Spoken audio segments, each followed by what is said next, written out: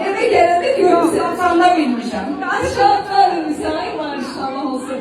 Bir görüm hele, hiç dememişti sana hayala bir kız seviyorum. Demişti.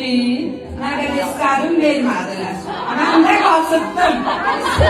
Demek ölçü gitmiştik vermemişler kızımıza. 6 defa istedim. Kız zamansı dünyada en çetin vazifelerim. Bu gece donanma.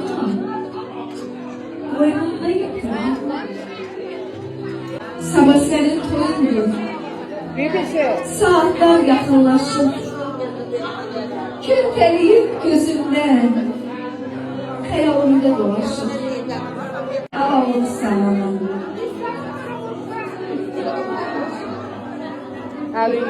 Kucaklarım. Yaxşımı. İlk sevirəm sözlü kim deyib? Arxaya baxmaq yox da. Kim küsələndir? Kim bədxəşdir? Hara gəldi bu xəş?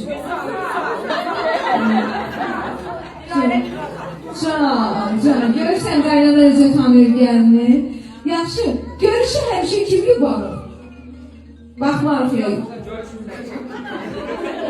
Can, başqa görürəm.